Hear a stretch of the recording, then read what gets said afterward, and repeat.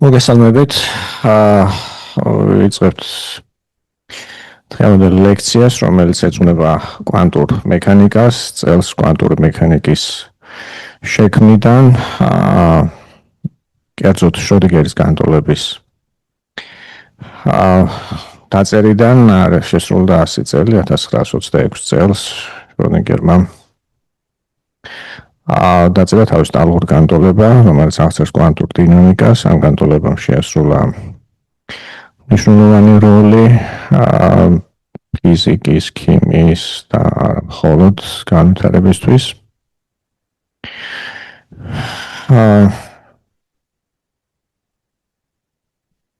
ეს თეორია აღწერს, მოკლედ მის თავდაპირველი დასახელება იყო ტალღური მექანიკა, ასე დაასათაურა შროდინგერმა. აღწერს ტალღური ფუნქციის, უხეშად რო ვთქვათ, დე-ბროილის ტალღების ტერმინებში კვანტურ დინამიკას. ტალღების შესახებ მანამდე კარგად დაფუძნებული თეორია ელექტრომაგნიტური ურთიერთქმედების ველის განტოლებების სახით არსებობდა და წინუსწრებდა შროდინგერის განტოლებას, როგორც ვთქვით, დე-ბროილის იდეა, რომელიც მდგომარეობს შემდეგში დე-ბროილმა აინშტაინის იდეის განზოგადება გააკეთა. აინშტაინის იდეა ეხებოდა ელექტრომაგნიტური ურთიერთქმედების კვანტურ ყოფაქცევას.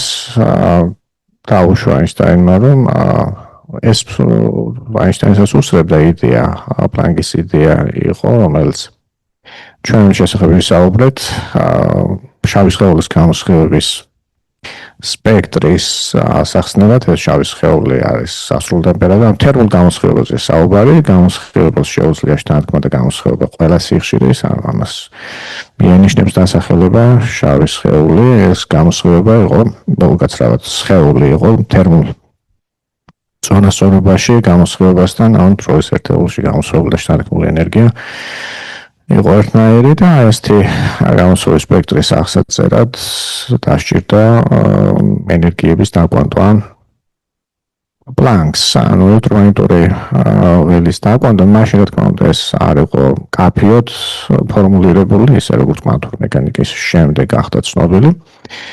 მაგრამ პირველი, ასე ვთქვათ, იდეა, კონცეფცია ამის შესახებ ეკუთვნის პლანკს. გამოიყენეს იდეა აინშტაინმა ფოტოელექტრული ეფექტის ასახსნელად. გულისხმობდა ელექტრომაგნიტური ურთიერთქმედების კვანტურ ხასიათს შთანთქმა გამოსხივების დროს. ანუ ენერგიის პოტენციები იყო ეს კვანტები. კონკრეტულად კორპუსკულური წარმოდგენა მანამდეც არსებობდა სინათლის შესახებ, მაგრამ განსხვავებულ შინაარსს ატარებდა. თქვენ ხედავთ ეკრანზე მაქსველს, მეუღლესთან ერთად მაქსველმა თავი მოუყარა მანამდე არსებულ ცოდნას ელექტრომაგნიტურ მოვლენებთან დაკავშირებით და დაწერა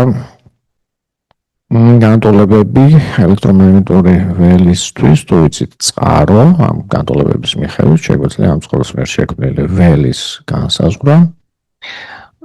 ეს განტოლებები აღწერს აგრეთვე ელექტრომაგნიტურ ტალღას, რომელსაც წყარო არ ჭირდება, ანუ წყაროს გარეშეც გვაქვს საინტერესო მოვლენა ელექტრომაგნიტური ველის ტალღების გავრცელების სახით.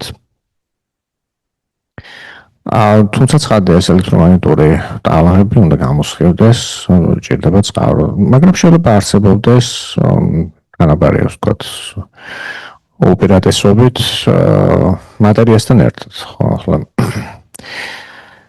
მაქსველმა დიდი როლი შეასრულა იმ მხრივ, რომ მოხდინა სისტემატიზაცია დაწერა განტოლებები, რომელიც აღწერს ელექტრომაგნიტურ ველს. მიიღო ტალღური განტოლება, შეაფასა ელექტრომაგნიტური ტალღის გავრცელების სიჩქარე. ეს სიჩქარე იყო თანხმდრაში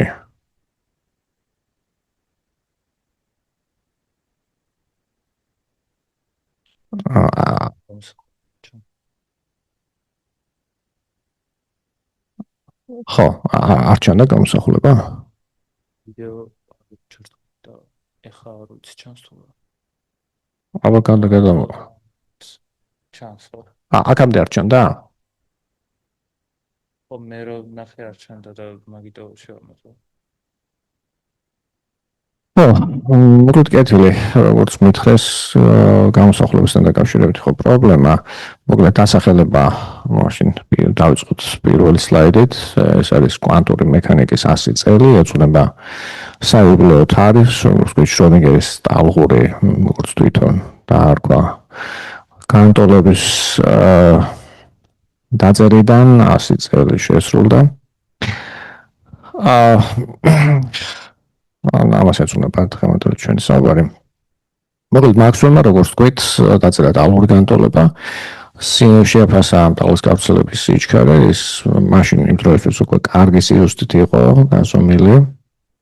სინათლის სიჩქარე თანხოთ რა ნახა რა ამ ორ სიჩქარეს შორის ვარაუდი გამოთქვა, რომ ელექტრომაგნიტურ ტალღას წარმოადგენს სინათლე. ამის დადასტურება მოხდა ოდნავ მოგვიანებით ჰერცის მიერ. ექსპერიმენტი გამოიყურებოდა ასეთნაირად, ძალიან თვალსაჩინო ექსპერიმენტია. გვაქვს პირველადი კონტურია, დენის კონტურია, რომელსაც კოჭა აქვს და ინდუცირებს მეორე კოჭაში, მეორე კოჭა დიდია, დიდი დენის ინდუცირება ხდება მეორე კოჭაში, C კონდენსატორები აღნიშნული. და რასაც აკეთებს ეს გამომსხივებელი არის ის, რომ მაღალი ენერგიის განმოხტვას მივიღებთ, გახდება ნაპერწკალი აი ამ ორ ბურთულას შორის. დეტექტორი გამოიყურება აი ასე, არის წრიული ბორბის მავთული, დაბოლოებებზე მიმულეობს ბურთულები. ჰერცი აკვირდებოდა ძალიან საინტერესო მოვლენას, გახდებოდა რა გაილვებთ, ასე ვთქვათ, განმოხტვა მოხდებოდა რა აი ამ ორ ბურთულას შორის. უშუალოდ ხედავთ ამას, სინათლის გამოსხივებას. თანადროულად ხდებოდა ის, რომ M კონტურში აღიძვრებოდა დენი, ასე ვთქვათ, ხდებოდა განმოხტვა, ეს დენი მართლა აღიძვრებოდა და გავლა ამ დენის, გასაგებია რომ მავთულში დენი მოხტების მოძრაობას არ მოგვიგდა, მაგრამ ეს არ არის შეკრული მავთული, როგორც ხედავთ. აქაც ხდებოდა ნაპერწკლის გაჩენა. დაბოლოებებს შორის ხედავდა, რომ იწვევდა სინათლე ვრცელდებოდა, როგორც ტალღა ხდებოდა დეტექტირება მისი ასეთნაირად. წარმოდგენა ოღონდაც ელექტრომაგნიტური ტალღის შესახებ იყო მსგავსი დრეკად გარემოში ტალღის გავრცელებისა. მოიაზრებოდა, რომ არსებობს მზიდი, რომელიც სინათლეს საშუალებას აძლევს გავრცელდეს როგორც ტალღა. ანუ აი ამ რაღაც უხილავი გარემოს რხევების სახით ვრცელდებოდა.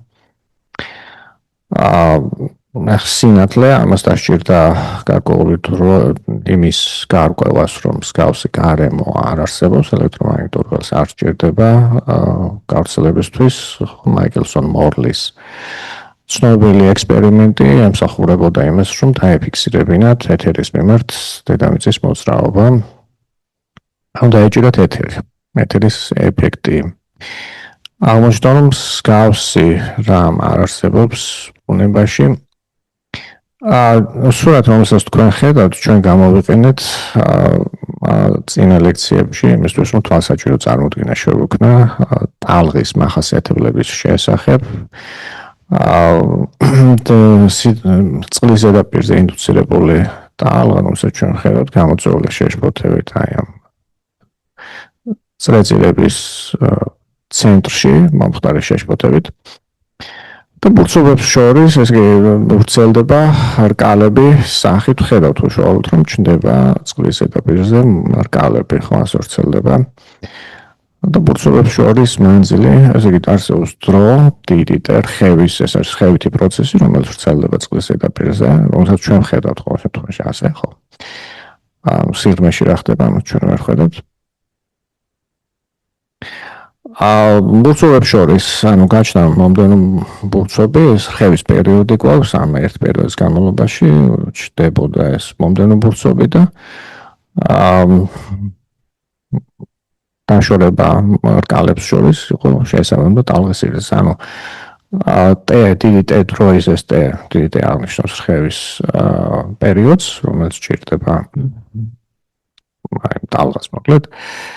ვრცელდებოდა ამ დიდი დროის განმავლობაში ტალღის ერთ-ტალღის სიგრძით ფრონტი, ტალღის ფრონტი და ესაა ვაფასებთ ჩვენ სიჩქარეს ყოფით რა ლამდას დიდეზე, ეს თუ ისე კარგად განვიხილეთ ჩვენ წინა ლექციების ფარგლებში. ტალღას აქვს დამახასიათებელი ქცევები, თვისებები. ერთ-ერთი მათგანი არის დიფრაქცია, დაბრკოლების შემოვლის თვისება. ხედავთ ეს დაბრკოლება, ეს ლურჯის სქელი, მოგვიყვეთ აღნიშნავს დაბრკოლებას, ტალღის ფრონტია გამოსახული. მარცხენა მხარეს უწყვეტად ეჯახება ეს ტალღა ამ დაბრკოლებას და იწყებს შემოვლას კიდეების, როგორც თქვენ ხედავთ, თუ ეს არის ძალიან მოკლე ტალღოვანი, ეს ტალღა ამ ტალღის სიგრძე თუ არის. ძალიან მცირე აღდგენა ტალღის ფრონტის მოხდება შორს. ანუ ნაკლებად მკვეთრად მოხდება შემოვლა.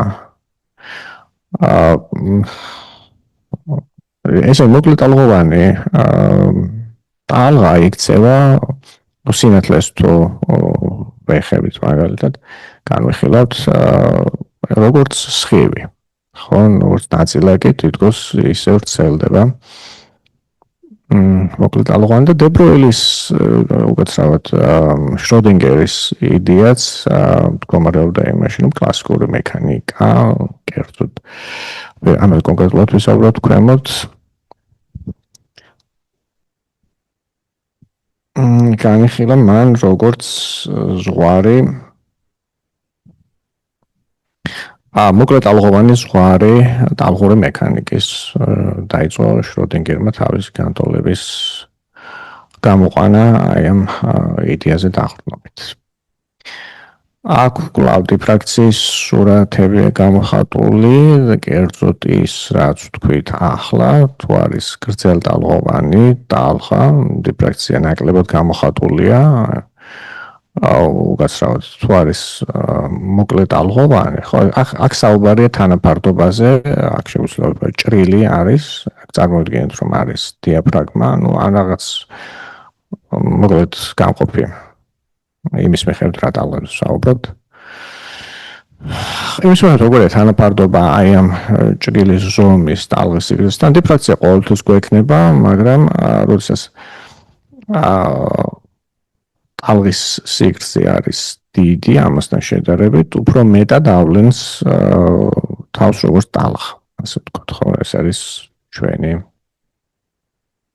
თქმაც გვინდა შემდგომი მსჯელობისთვის. ხო, ვაკურტებით ეს ცნობილი ინტერფერენციული სურათია, რომელიც დიფრაქციას უკავშირდება, ასახავს სინამდვილეში დიფრაქციას იმ მხრივ, რომ მეორე ეკრანზე გვაქვს ეკრანში ორი ჭრილი, სადაც უნდა მოხვდეს ტალღა, ორივე მათგანში, რომ მივიღოთ ინტერფერენციული სურათი, ანუ გადაფარვა. ეს გადაფარვა გააჩენს უბნებს, რაც იქნება ჩახშობილი ზედების, ორი ტალღის ზედების შედეგად ჩახშობილი უბნები და გაძლიერებული.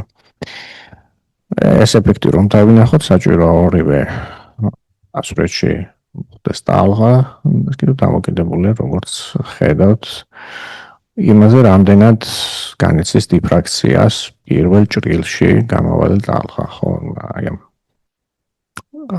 ხედავთ, როგორ შეიძლება ამის კონტროლი თუ დავაშორებთ აი ამ ორ ჭრილს ერთმანეთისგან, წავიღებთ შორს.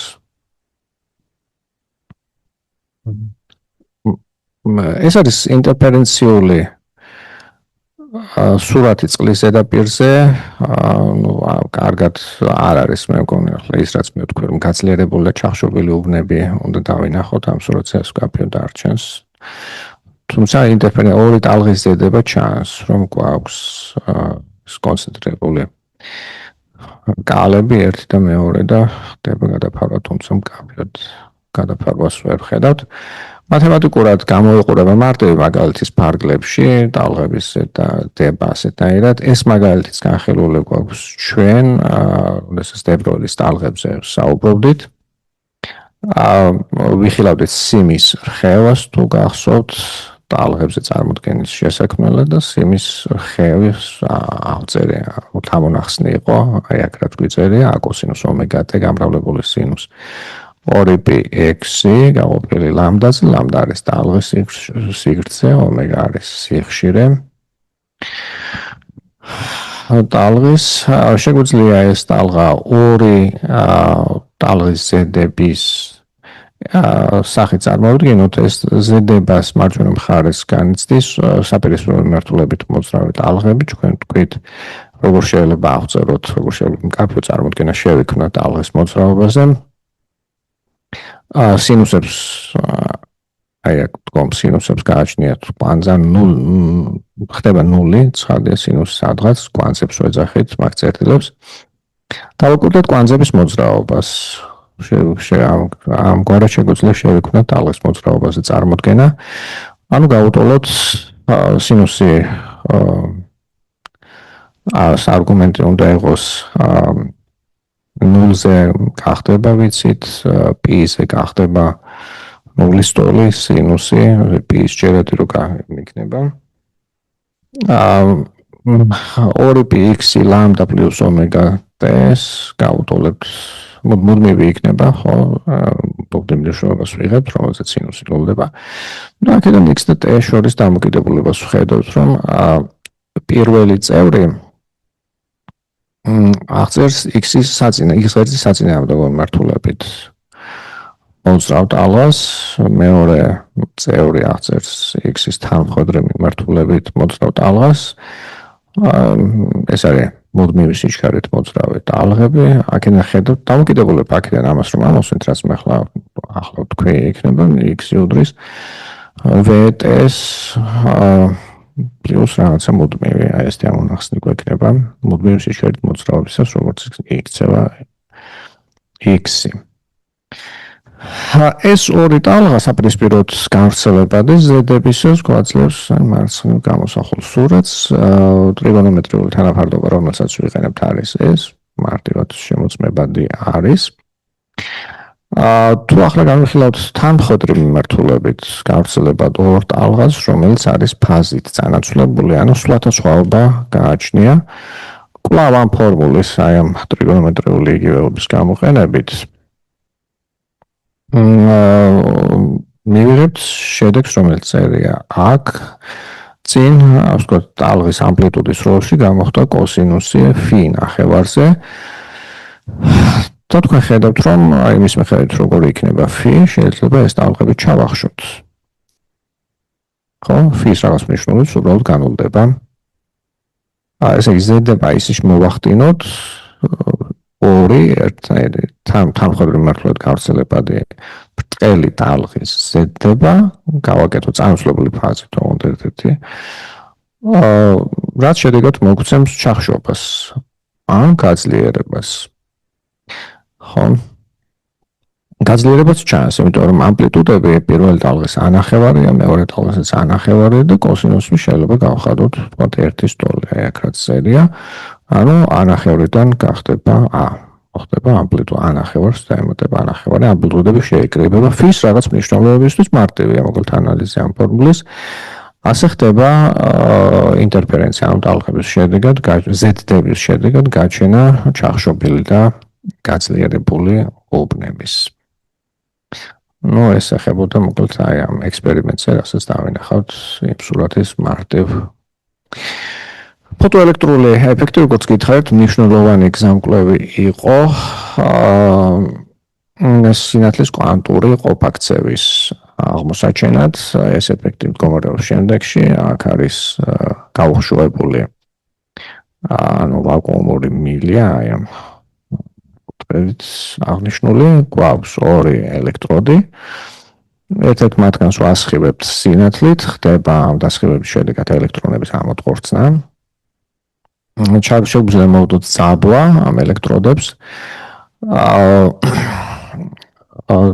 ამ გზით გაჩნდება დენი ანუ ესე იგი ბუნებრივად ამოწყორცნილი ელექტრონები რაღაც ენერგიას კინეტიკურ ენერგიას ატარებენ თუ მოვდებთ საპირისპირო პოტენციალს ასე ვთქვათ შეგვიძლია ჩავახშოთ ეს დენი ხო ამ გზით შეგვიძლია მაგალითად გავსვამოთ რა ენერგიით ხდება ელექტრონების ამოწყორცნა ანუ ამოწყორცნილი ელექტრონების ენერგია რაც დაიმზირებოდა ექსპერიმენტის ფარგლებში საინტერესო ფაქტი უჩვეულო იყო ის რომ სინათლის დასხივებული სინათლის ინტენსივობის გაზრდით რაოდენობა ამოწყორცნილი ელექტრონების იზრდებოდა მაგრამ მათი ენერგია არ იზრდებოდა სიხშირის ცვლილება აისახებოდა ამოწყორცნილი ელექტრონების ენერგიაზე სიხშირის ცვლილება მაგრამ არ აისახებოდა ამ ეფექტის ასახსნელად აინშტაინმა გამოიყენა პლანკის იდეა თქვა რომ შთანთქმა გამოსხივებას ელექტრონები ფოტონების ან სინათლის შთანთქმა გამოსხივებას აკეთებენ შემდეგნაირად ენერგიის პაკეტების მოცემული ომეგა სიხშირეს ანუ მონოქრომატულ სიხშირეს ვასხივებთ ტალღას ანუ განსაზღვრული სიხშირის ტალღას ვასხივებთ ხაზიანი ეს არის პლანკის მოდმება დაყვანილი მოდმება ჰ ომეგა არის ენერგია მოკლედ აი ესეთი მოცემული ომეგა სიხშირის სინათლისთვის ელექტრონი აი ასეთი პორციების სახით შთანთქავს ელექტრომაგნიტურ გამოსხივებას შესაბამისად მის ენერგია იზრდება ამ სიდიდით თუ ეს ენერგია ნაკლებია მის ენერგიაზე ელექტრონის მის ენერგიაზე ანუ ეს ენერგია რაც საჭიროა რომ ამოვაგდოთ უცხადე არ მოხდება გამოსხივება ელექტრონების ელექტროდიდან გვაქვს რაღაც სრული სიჩქარე სიხშირე უკაცრავად ომეგა 0 და გვექნება დამოკიდებულება გამოსხივებული ელექტრონების კინეტიკური ენერგიისთვის ენერგიის დამოკიდებულება სიხშირეზე იქნება აი ასეთი სახის ეს არის ექსპერიმენტულად შემოწმებადი ხო ასე სინათლის აღმოჩნდა ასეთი უჩვეულო ყოფაქცევა მკაფიო წარმოდგენა სინათლის ბუნების შესახებ არ არსებობდა ასეთი მარტივი წარმოდგენის ფარგლებში შესაძლებელი გახდა ამ მოვლენის ახსნა თუმცა ეს არ ნიშნავდა ასე ვთქვათ ელექტრომაგნიტური ველის კვანტური თეორიის შექმნას იმ აზრით როგორც ეს ახლა გვესმის ამ იდეამ ბიძგი მისცა დე ბროილს გაეკეთებინა დაშვება მოგვიანებით ეს 1905 წელს აინშტაინის მიერ იქნა დაწერილი ეს თეორია ასე ვთქვათ მოვლენის აღწერი თეორია ფოტოელექტრული ეფექტის აღწერი დე ბროილმა გააკეთა სადღაც 20 წლის შემდეგ როდესაც კვანტურ მექანიკაზე ასე ვთქვათ კვანტურ ფიზიკაზე ატომის მექანიკაზე ასე ვთქვათ ატომის აღწერ მექანიკაზე იყო უკვე საკმაოდ გააქტიურებული მსჯელობა ფოტონის ნაწილაკობრივი თქვი ასე ვთქვათ ელექტრომაგნიტური ველის ფოტონური ბუნების შესახებ ნაწილაკობრივი ბუნების შესახებ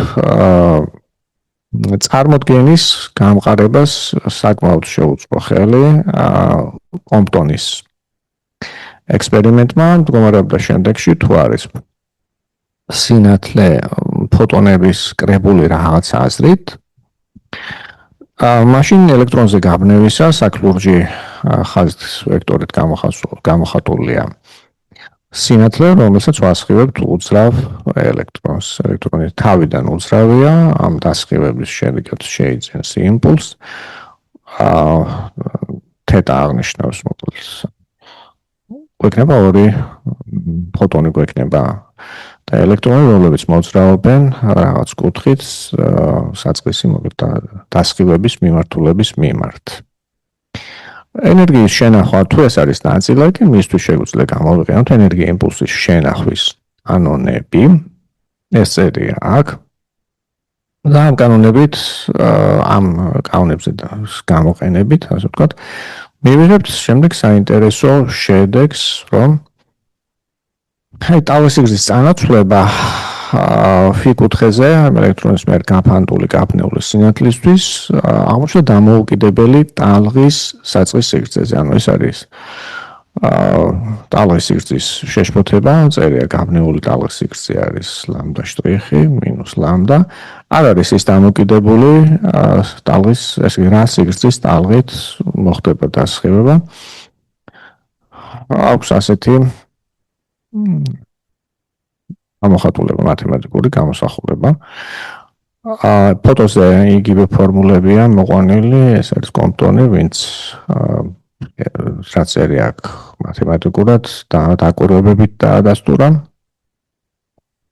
ამან მოკლედ ამ ექსპერიმენტმა გაამყარა იდეა მოსასწრება იმის შესახებ, რომ ელექტრომაგნიტური ველი ურთიერთქმედებისას იქცევა როგორც ფოტონების კრებული. თუმცა არა ტრივიალური საკითხი, არა მარტივი საკმაოდ საკითხია, რა აზრით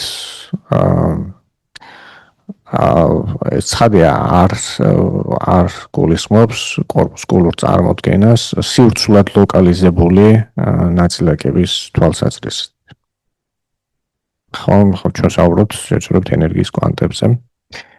მოკლედ, როგორც გითხარით, დე ბროილის იდეებამდე უკვე საკმაოდ აქტიურად იყო მსჯელობა ატომის მოდელის, ატომის აღწერაზე, ატომის გამოსხივების სპექტრები იყო დამზადებული, ეს სპექტრები იყო დისკრეტული, წირით ხაზოვანი სპექტრები გვაქვს განსაზღვრული სიხშირის. ანუ ატომს არ შეეძლო ყველა სიხშირის სინათლის გამოსხივება. უმარტივეს წყალბადის ატომი გვაქვს ხედულობაში. კლასიკური გაგებით ატომის სტაბილურობა, არსებობდა ატომის პლანეტარული მოდელი, მაგრამ რა ასტაბილურებდა ატომს იყო რთულად გასაგები, იმის გამო რომ ეს პლანეტარული მოდელი გულისხმობდა ბირთვის ირგვლივ შეკრულ კონტურებზე, წირებზე ელექტრონების მოძრაობას, რაც აუცილებლად გულისხმობს აჩქარებულ მოძრაობას. ეს კიდევ უნდა შედეგად გვაძლევდეს ელექტრომაგნიტური ველის გამოსხივებას მუხტის მიერ. აქ წერია დროის ერთეულში გამოსხივებული ენერგია მუხტის მიერ, როდესაც მას აქვს აჩქარება, როგორ არის დამოკიდებული E-ზე და A-ზე. შეგვიძლია ატომის ვიცით რა მახასიათებლები შევაფასოთ ამ გამოსხივების გავლენით რამდენ ხანს შეძლებს არსებობას. ეს რომ იყოს ძალიან დიდი დრო, ანუ ვთქვათ სამყაროს ასაკის. მაშინ არ დადგებოდა პრობლემა ატომის სტაბილურობის. ვიტყოდით რომ დღეის მდგომარეობით სავსებით უნებრივია, იმის გამო რომ ძალიან მცირე ენერგია იკარგება, ძალიან დიდი დრო სჭირდება, რამდენადმე საგრძნობი ენერგიის გამოსხივებას, იმისთვის რომ სტაბილურობა დაირღვეს ატომის, ვიტყოდით რომ პრაქტიკულად სტაბილურია. მაგრამ აღმოჩნდა სიცოცხლის ხარჯება ძალიან მცირე, 10 ხარისხად -11 წამი. კლასიკურად შეფასებული, ვიცით რა ატომის მახასიათებლები. ამის შეფასება შეგვიძლია, ეს არის 10 ხარისხად -11 წამი. ძალიან ფანტასტიკურად მცირე დროა. ეს ერთი თავსატეხი, რაც ატომის არსებობას უკავშირდებოდა კლასიკური წარმოდგენების ფარგლებში და მეორე ენერგიების, განსაკუთრებით ატომის, ანუ ელექტრონის ენერგიების დისკრეტულობა ატომში. ატომი ეს არის კულომის ძალით მიბმული, ბირთვზე მიბმული ელექტრონი. ანუ მოძრაობს კულომის ველში. რატომ უნდა ქონოდა მოკლედ რა განაპირობებდა ამ დაკვანტვას ენერგიების იყო გაუგებარი. დე ბროილმა განაზოგადა აინშტაინის იდეა სინათლის კვანტების შესახებ, გამოიყენა იგივე ფორმულები, თქვა რომ ნაწილაკებსაც ანუ ელექტრონს, პროტონს. ნაწილაკებსაც, ელემენტარულ ნაწილაკებს შეგვიძლია მივაწეროთ ტალღური ყოფაქცევა. ტალღის სიგრძე P იმპულსის მქონე ნაწილაკისთვის არის გამოსახული ასეთნაირად. მოკლედ P და E აღნიშნავს ენერგიას, ხო, ლამდა და ომეგა ეს არის ტალღის, ეს არის P და E ნაწილაკის მახასიათებელი ენერგია და იმპულსი, ლამდა და ომეგა ტალღური მახასიათებლები, რომელიც ამ ნაწილაკს უკავშირდება, ის რომ კლასიკური ობიექტები თავს, სხეულები, რომელსაც ჩვენ ვაკურდებით ყოველდღიურ ცხოვრებაში,ავლენენ როგორც ნაწილაკები, იქცევენ როგორც ნაწილაკები და არა ტალღები, საუბარია ნაწილაკი, რასაც ჩვენ ვეძახით სხეულები. ბურთი მაგალითად განპირობებულია იმით, რომ აი აქ არის განხილული მაგალითი 150 გრამიანი სხეული რომ ავიღოთ, რომელიც მოძრაობს 20 მეტრი წამში სიჩქარით, მისი ტალღის სიგრძე გამოვა ფანტასტიკურად ცირია, 10 ხარისხად -32 სანტიმეტრია. მოკლედ განპირობებულია იმით, რომ გვაქვს დიდი იმპულსები მაკროსკოპული სხეულებისთვის, დიდი იმპულსები და მათ ტალღის სიგრძე ძალიან მცირეა. შეუძლებელია მოკლედ ამ დუალობის ნაწილაკებისთვის ტალღური თვისებების მიწერას გულისხმობს ეს დუალობა გულისხმობს რომ აქვს როგორც ნაწილაკობრივი ყოფაქცევა, ასევე ტალღური და მაკროსკოპული სხეულებისთვის ამის არის განპირობებულია ის რომ ჩვენ ვერ ვამჩნევთ მათ ტალღურობას. დებროლის იდეა მოკლედ შროდინგერს მისცა ფიქრის საფუძველი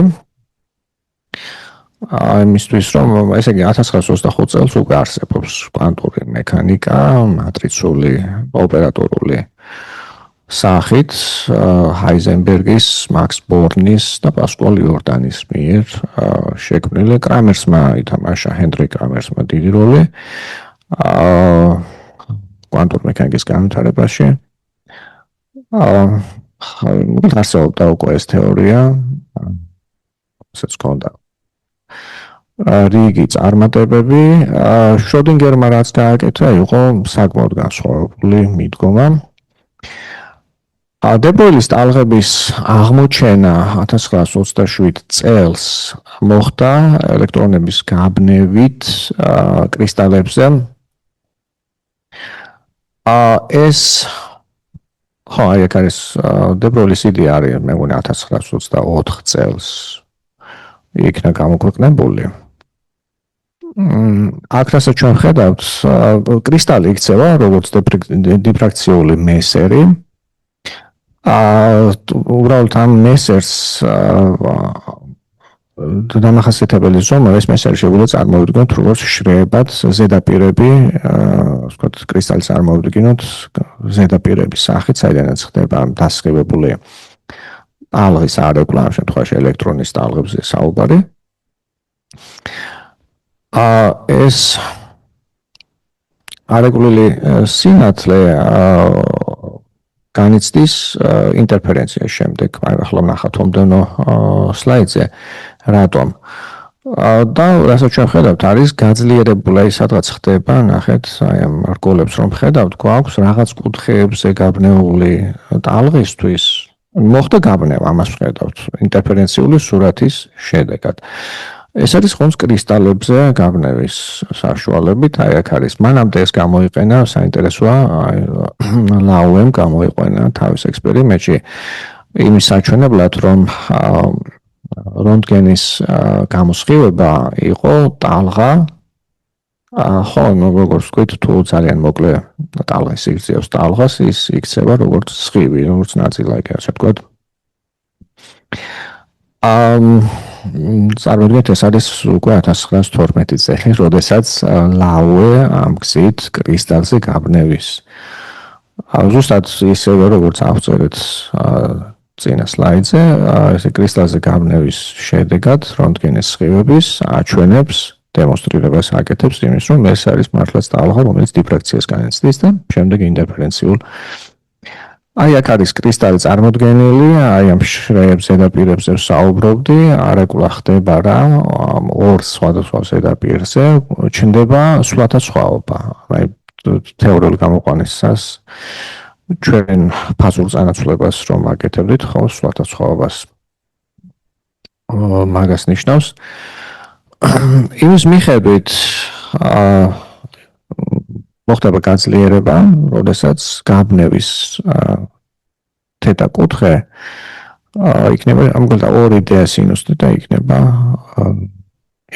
ეს D არის აი კრისტალის მახასიათებელი. იქნება ტალღის სიგრძის ჯერადი და კრისტალის გამოყენების აქტუალობაც ჩანს ამ ფორმულიდან, გვინდა რომ ტალღის სიგრძე და რონტგენისთვის ეს არის ძალიან მცირე, როგორც აქ არის მიერთებული 10 ხარისხად -9 ხარისხად -6 სანტიმეტრი იყოს D-ს სად არის. ხო, ბუნებაში ჩვენ ეს რო გაგვეკეთებინა, წარმოიდგინეთ, აი ასეთი ექსპერიმენტის სახით, ხო, აი აქ ქონდა აი მსგავსი რომ ქონდა ორი ჭრილი გაგვეკეთებინა, ვასხივებდით ამ ეკრანს და ვასხივებდით რონტგენის გამოსხივებით და დაგვენახა აქ ინტერფერენციული სურათი, ხო? მოგვიწევდა მოკლედ ნორმალურად ინჟინერია შეუძლებელი იქნებოდა ისე რომ ქონდა დაშორება, ზომები ქონოდა ამ რა ქვია დიფრაქცია რომ მოხდარიყო, ჭრილის ნახვეტის ზომა უნდა ყოფილიყო ტალღის სიგრძის სად არის. ხო, თქვით, ჩვენ ტალღაზე საუბრობდით, რომ შესაძაც ტალღის სიგრძე დიდია, დაბრკოლებასთან შედარებით, მკვეთრად არის გამოხატული დიფრაქციული სურათი. ამ ტალღურად იქცევა ტალღა. ხო, მოკლედ კრისტალისთვის ეს D მცირეა, და ვინაიდან ლამდა ძალიან მცირეა.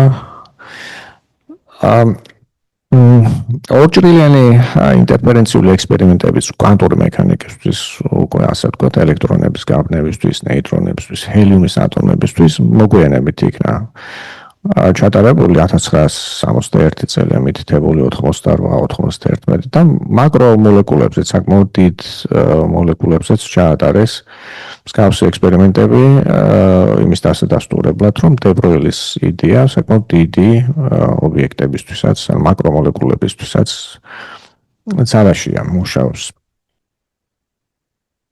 კარგი, მე ახლა შევუდგები დებროილის ტალღების გადასვლა როგორ მოხდა შროდინგერის ტალღება, და თქვათ შროდინგერმა როგორ შექმნა ჩამოყალიბება კვანტური მექანიკა. შროდინგერი იყენებდა ქმედების ფუნქციას, გვაქვს მექანიკაში საინტერესო ობიექტი, ქმედების ფუნქციონალი ეწოდება, ფუნქციონალი ეს არის ფუნქციების რიცხვებზე ასახვა განსხვავებით ფუნქციისგან. კერძოდ საუბარი გამოსახულებას, რომელსაც ჩვენ ხედავთ, ინტეგრალი ჯამია, ხო, ინტეგრალი ეს არის ინტეგრალური ჯამს აღნიშნავს. ჭრილებში მოთავსებული სიდიდე არის ერთგანზომილებიანი მოძრაობის დროს კინეტიკური ენერგია პირველი წევრი მინუს პოტენციური, ესე ნაწილაკი მოძრაობს Vx პოტენციალურ ველში ერთგანზომილებიან სივრცეში, ღერძია x ღერძია, წარმოიდგინეთ, ეს ერთგანზომილებიანი სივრცე ღერძის აღჩეული წარმოიდგინეთ. ჩავსვამთ რა გვაქვს დროის საწყისი და საბოლოო მომენტები ფიქსირებული და x-ის აი t1-2 აღნიშნულია დროის საწყის საბოლოო ფიქსირებული განსასრული მომენტი და არჩეულია x-ისთვის აგრეთვე საწყისი საბოლოო წერტილები, ანუ წირებს ვიხილავთ, რომლებიც დროის t1 მომენტისთვის x1 წერტილში აი აქ არის ეს გამოხატული. ეს არის x ღერძი ვერტიკალური, ჰორიზონტალური t არის, გვაქვს მონიშნული ორი წერტილი, ამ წერტილების კოორდინატებია tx, x1, ეს t2 და x2 და ბევრი ასეთი წირი შეგვიძლია ავაგოთ, რომელიც ამ ორ წერტილს აკავშირებს. ყველა ამ წირს ის საერთო აქვს, რომ წირი მოცემული როგორც x-t ფუნქცია, ხო? x-ის რაღაც ფუნქცია t-ი. ის საერთო აქვს, რომ t1-ისთვის მიიღებს x1 მნიშვნელობას ყველა მათგანი. უმცირესი ქმედების პრინციპი არსებობს, რომელიც უკავშირდება, უნდა ვახსენოთ, საინტერესო პრინციპია ამ ფუნქციონალს, ეს ფუნქციონალი მოკლედ კლასიკური მექანიკის, ანალიზური მექანიკა, როგორც უწოდებენ. ფარგლებში უკავშირდება უმცირესი ქმედების პრინციპს. აქ თუ ჩავსვამთ მოკლედ ერთ წირს, აი ამ რომელიმე ამ წირთაგანს, მივიღებთ რაღაც რიცხვს, შევაფასებთ ამ ინტეგრაციაზე, რაღაც რიცხვი. სხვა წირს ჩავსვამთ, გამოხდება ამ ინტეგრალიდან სხვა რიცხვი. ეს არის ფუნქციონალი, რომ ამ წირებს თითოეულ წირს რაღაც რიცხვს შეუსაბამებს. უმცირესი ქმედების პრინციპი გვეუბნება, რომ აი ეს ქმედების ფუნქციონალი მიიღებს მინიმალურ მნიშვნელობას იმ წირზე, რომელიც ჭეშმარიტ მოძრაობას შეესაბამება. ანუ ბუნებას გააჩნია აი ამ ფუნქციონალის სახით ორიენტირი, ანუ რაღაც ფიზიკური სიდიდე არსებობს, რომლის მინიმიზაციის გზითაც ხორციელდება დინამიკა. ანუ რაღაცის ეკონომიურობით ხელმძღვანელობს, კერძოდ ქმედების ფუნქციონალის ეკონომიურობით ხელმძღვანელობს ბუნება ევოლუციისას. გამოიყურებს საინტერესო, რა თქმა უნდა, ეს პრინციპი.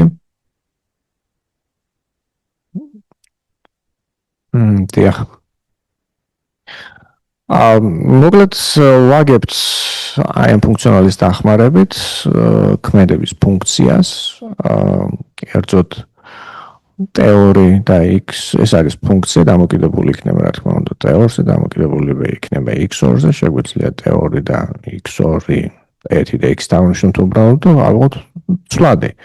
ოღონდ ამ ინტეგრალში ვსვამთ უკვე ჭეშმარიტ ნამ ტრაექტორიებს. ჭეშმარიტ ტრაექტორია ნიშნავს ნიუტონის განტოლების ამონახსნები. ხო, ნიუტონის განტოლება, მოძრაობის განტოლება, დიფერენციალური განტოლება, მის ამონახსნებს ვსვამთ, უკვე ამონახსნებს. აქამდე ჩვენ საუბრობდით, რომ სხვადასხვა წირებს შორის ეს ფუნქციონალი მინიმიზაციის გზით შეარჩევდა ჭეშმარიტ ტრაექტორიას. ფუნქციის განსაზღვრისთვის, ქმედების ფუნქციის განსაზღვრისთვის ვიყენებთ უკვე ჭეშმარიტ წირებს, რომლებიც აკმაყოფილებს საასურო პირობას. ეს საასურო პირობა t1x1-ში არის დაბმული, ფიქსირებული.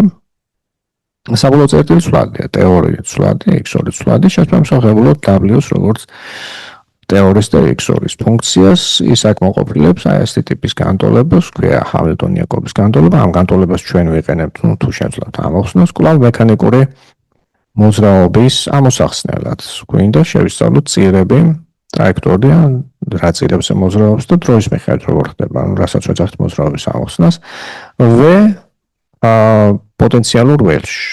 აქ უბრალოდ სამგანზომილებიანი შემთხვევა, ახლა რადიუს ვექტორია აქ არგუმენტად ვეს. ეს განტოლება, როგორც ვთქვით, არის მათემატიკური საშუალება იმისთვის, რომ რაღაც განტოლებები მოძრაობის ეფექტურად ამოხსნათ. ამ განტოლების ამ განტოლებას აქვს ტალღური სახე. მისი ამონახსნებასაც ენერგია შენახვადია. სიდიდე შეგვიძლია ასეთნაირად ვეძებოთ, განტოლება მიიღებს ასეთ სახეს. ფაზა მოკლედ რაც შემდეგ ტალღური ფუნქციის ფაზის როლში მოგვევლინა, ეს არის w, რაც ქმედების ფუნქცია მოკლედ. მუდმივობა თუ ავიღებთ აი ამ პირობას, ეს მუდმივობა დროის რაღაც მომენტისთვის, რა ვფიქსირებთ დრო m, განსაზღვრებთ და ვაფიქსირებთ. აი ეს პირობა განსაზღვრავს ზედაპირს. წავანაცვლებთ დროს მცირე შუალედით ეს ზედაპირი წაინაცვლებს. კიდევ წავანაცვლებთ, აი ეს ზედაპირი მოძრაობს დროის მიხედვით. ეს ზედაპირი ამ ზედაპირის მართვები მოცემულ წერტილში, ან თუ ავიღებთ რაღაც წერტილს და გავყვებით ამ ზედაპირის ნაწილაკების მოძრაობას ასახავს მართობული ვექტორი ყოველ წერტილში. რეალური ნაწილაკები რო კონდეს, ეს რომ ავიღოთ ბევრი ნაწილაკი წარმოედგინეთ და მივადენოთ მათ მოძრაობას თვალი. აი ამ სურათს გამოსახავს. დე ბროილმა, ახლა რაში მდგომარეობდა დე ბროილის კონცეპტუალურად რა არის მნიშვნელოვანი? თქვა რომ კლასიკური მექანიკა, ანუ წარმოადგენს რაღაც აზრით მოკლე ტალღოვან ზღვარს კვანტური მექანიკის. თუ ნაწილაკები, მიკროსკოპული ნაწილაკები, ელექტრონები, პროტონები თავს ავლენენ როგორც ტალღები, ეს ნიშნავს, რომ გვაქვს მათთვის ტალღური განტოლება, რომლის მოკლე ტალღოვანი სხვა არის, ეს მანამდე ოპტიკის ფარგლებში კარგად იყო უკვე ელექტრომაგნიტურ ველზე საუბარი, ელექტრომაგნიტურ გამოსხივება შეიძლება მოკლე ტალღოვანი, მოკლედ აღწეროთ გეომეტრიული ოპტიკის საშუალებით, ანუ არსებობს ანალოგია გეომეტრიული. მოკლედ ეს იყო იდეა. აიღო ნახეთ ასეთი ტალღა დაუშვა, რომ მან არ იცის ამ დროისთვის შროდინგერმა არ იცის რეალურად რა ტალღაზეც, ანუ ფიზიკურ შინაარსი ამ ტალღას უცნობია, ესეთი შედარებით ზოგადი მოსაზრებების დონეზე ხდება მსჯელობის წარმართვა. ფსაი-0 აქ არის მუდმივი სიდიდე, ამპლიტუდა, ანუ ამ ტალღის, რომელიც ნელაცვლადია, ამიტომ მუდმივად არის განხილული. მოკლე ტალღოვანი ნიშნავს, რომ ამ ტალღის სიგრძის მანძილებზე ფსაი-0 არ არის ცვლადი, ხო? ნელა იცვლება. ეს W ფუნქცია არის, ქმედების ფუნქცია, თუ ჩავსვამთ ჰამილტონ-იაკობის განტოლებაში აი ამ ფსაი გამოსახულებას, მივიღებთ შროდინგერის განტოლებას. აი ესეთი განტოლება დაწერა შროდინგერმა ტალღური ფუნქციისთვის, რომლის ზუსტი შინაარსი ცნობილი მისთვის არ იყო. ამ განტოლებამ დიდი როლი შეასრულა მეცნიერებაში ზოგადად. Max Bornმა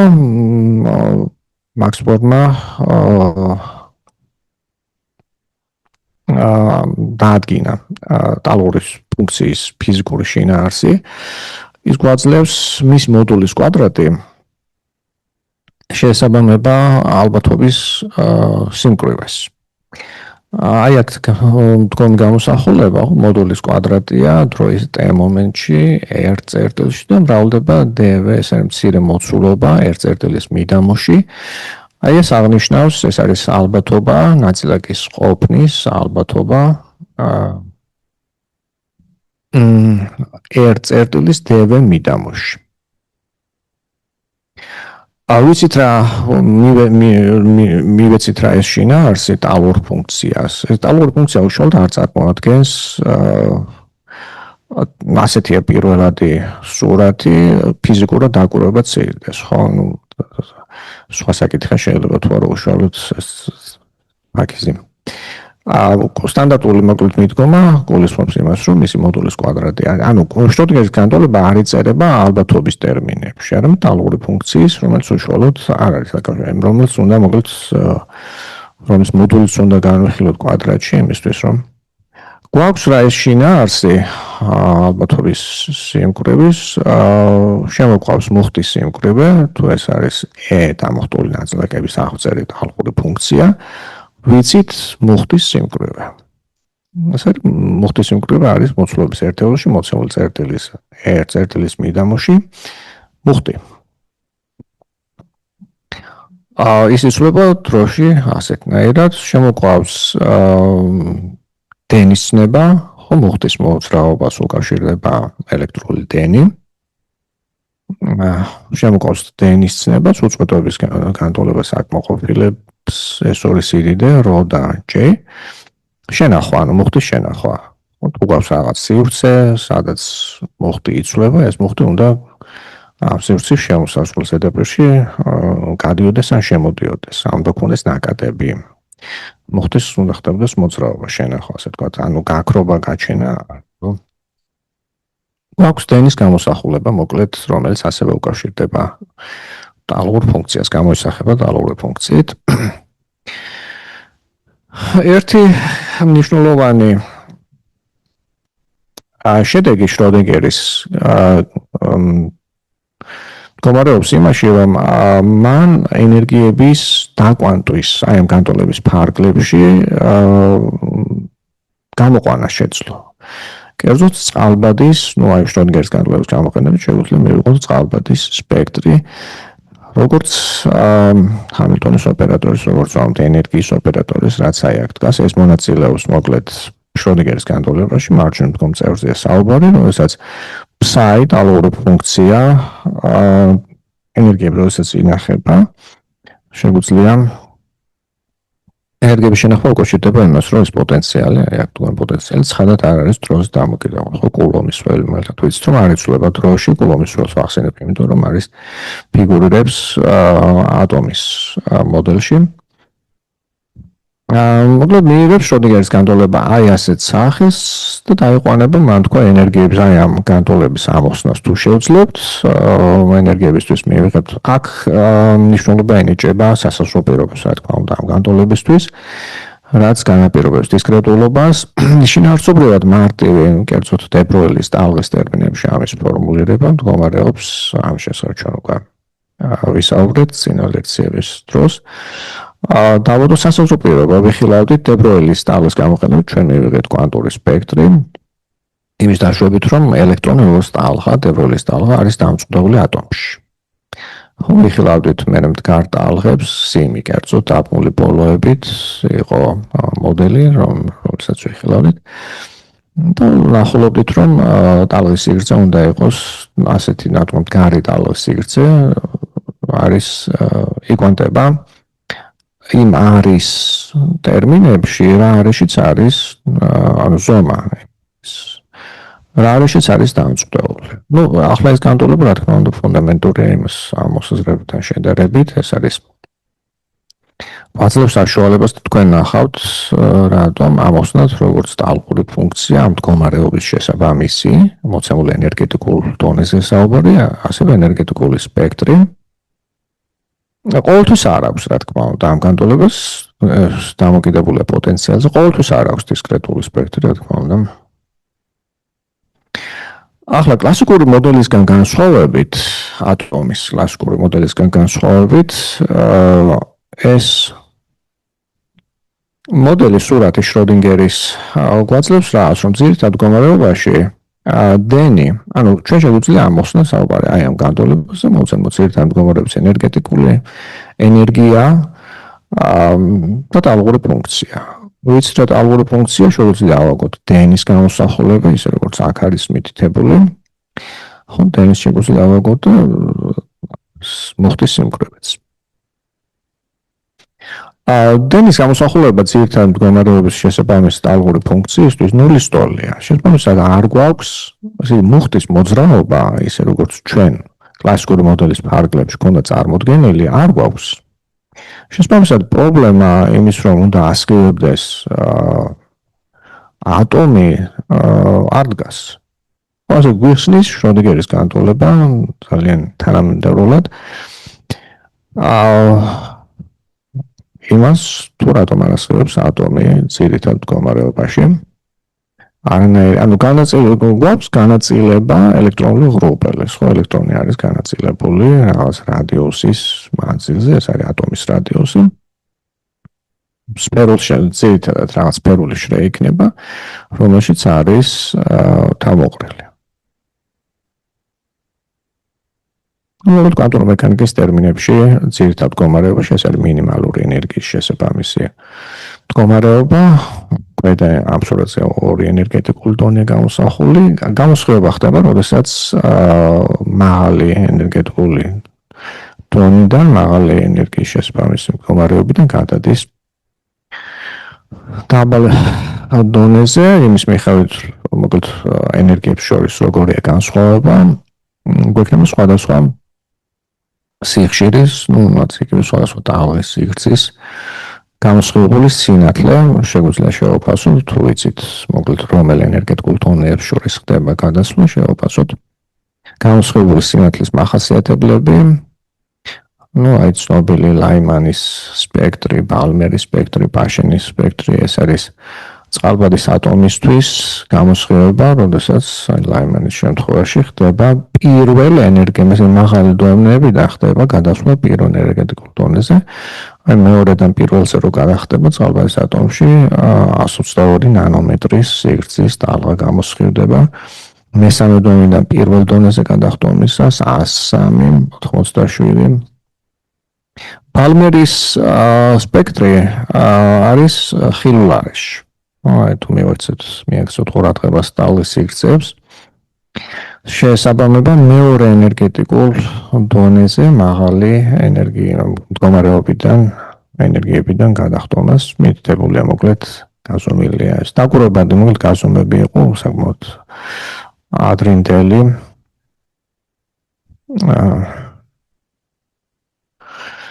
ხო, რაც უფრო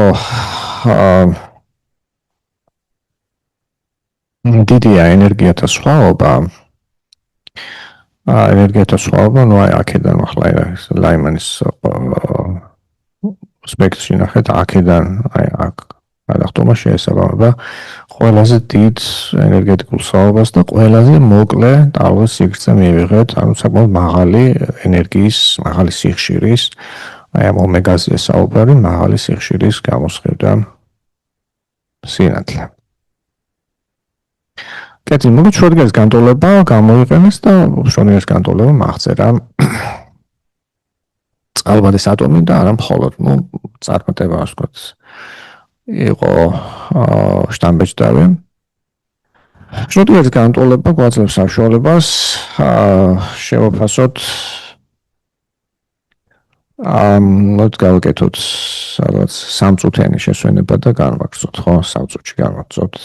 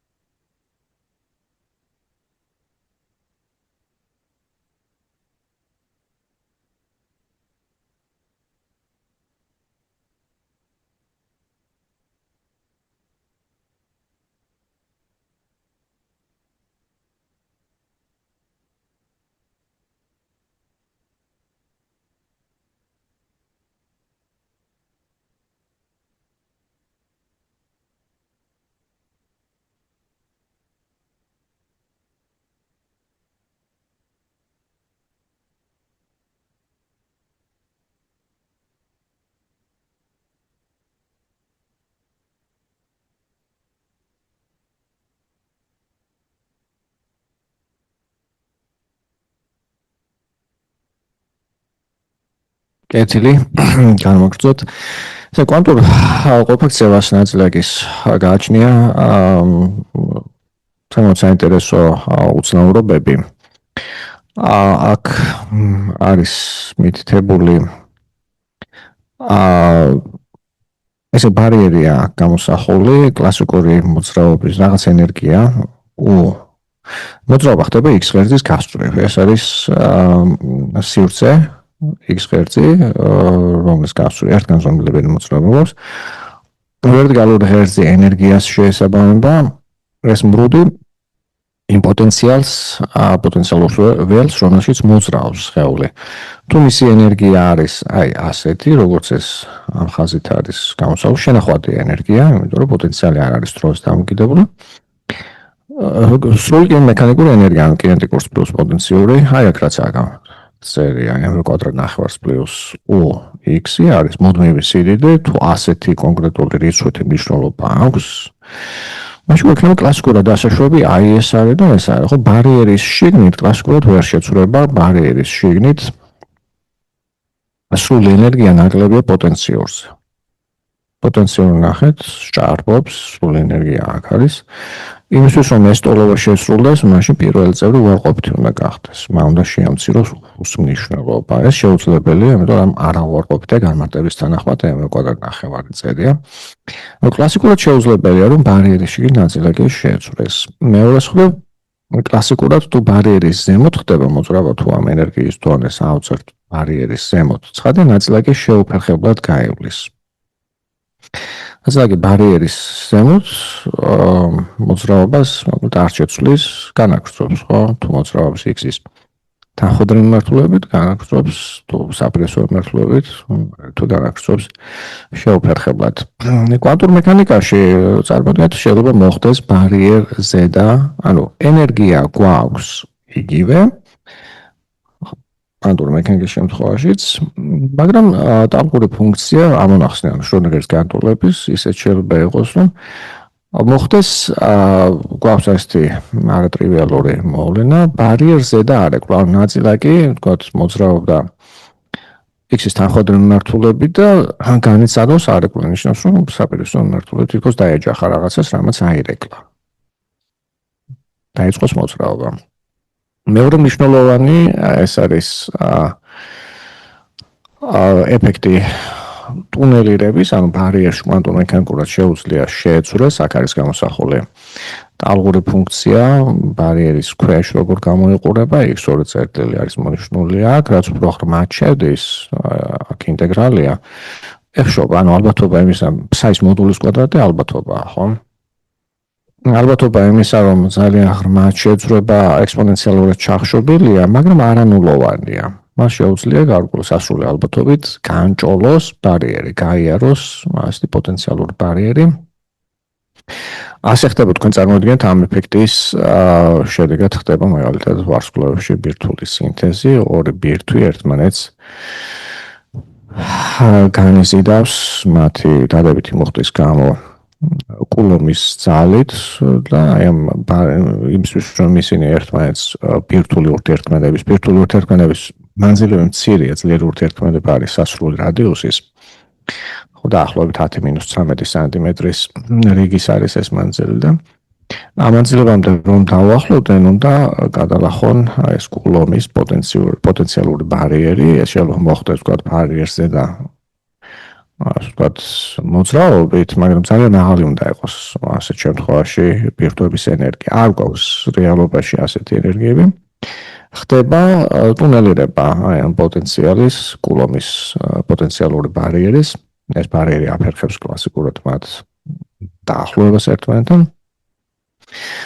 და ბირთვული რეაქციები, ბირთვული ურთიერთქმედება ირთვება ამ ტუნელირების შემდეგ. დაუახლოვდებიან რა 10-13 სანტიმეტრამდე ორი ბირთვი. ეს მოვლენა პრაქტიკაშიც აქტიურად როლს თამაშობს, კვანტური ტუნელირება, აგრეთვე კოსმოლოგიაში შეიძლება ამის შესახებ ჩვენ თქვით საინტერესო სცენარები უკავშირდებოდეს, ამ ტუნელირების გზით შეიძლება ხდებოდეს ნაწილაკთა ფიზიკის მოდელის ფარგლებში ნაწინასწარმეტყველები, ფაზური გადასვლები ადრეულ სამყაროში. მოკლედ კვანტურ მექანიკას აქვს საინტერესო შედეგები. ერთ-ერთი მათგანი კონცეპტუალური ხასიათის მდგომარეობს იმაში, რომ გვაქვს კვანტური მექანიკის ფარგლებში პრინციპული ხასიათის აკრძალვები, შეზღუდვები, განუსხვრელობის თანაფარდობის სახელით არის ცნობილი. ჰაიზენბერგის განუსხვრელობის თანაფარდობა ეწოდება. წერია შემდეგი, რომ კვანტური მექანიკა, რასაც გვასწავლის, მოკლედ მნიშვნელოვანი არის ის, რომ დინამიკას ახასიათებს ფლუქტუაციები. გვაქვს კვანტური ფლუქტუაციები, ხო, წარმოვიდგინოთ მოძრაობა, ვთქვათ, რაღაც საშუალო გვაქვს წირი, მოძრაობის წირი, ტრაექტორია. მაგრამ კვანტურ მექანიკურად აუცილებლად გვაქვს ფლუქტუაციები ნიშნავს, რომ ზუსტად არ ვიცით, წირი არ არსებობს ზუსტად და გვაქვს ასეთი თანაფარდობა X-ის ფლუქტუაცია, ანუ შეშფოთებები და იმპულსის განუსხვრელობა ქვია. განუსხვრელობა არის ქვემოდან ნამათი ნამრავლი, ქვემოდან არის შემოსაზღვრული. ესე იგი, იგულისხმება, რომ ჩვენ თუ ვთქვათ, ნაწილაკის მდებარეობა გვინდა გავზომოთ და მოვინდომებთ, დავაკვირდეთ ნაწილაკის მდებარეობას დელტა X სიზუსტით. რაღაც წერტილში. აუცილებლად ხასიათდება ამ ნაწილაკის იმპულსი შეშფოთებებით, რომელიც გაიზრდება. კვანტური მექანიკა რასაც ძალიან მნიშვნელოვანი, რასაც ვსწავლობთ, რომ არის ფლუქტუაციები, კვანტური ფლუქტუაციები, თანმდევი, დინამიური სისტემის თანმდევი და არსებითად კვანტურია მოძრაობა, როდესაც კვანტური ფლუქტუაციები ხდება დიდი და არის კლასიკური მოძრაობა, ასე გაიგება კვანტურის ფარგლებში, რომ კვანტური ფლუქტუაციები არის მცირე. ამ თანაფარდობას, დე ბროილის თანაფარდობას, უგაცრავად განუსხვრელობის თანაფარდობას, განუსხვრელობა გვეუბნება, რომ შეუძლებელია გავზომოთ ნაწილაკის მდებარეობა X კოორდინატა დელტა X-ი გავზომოთ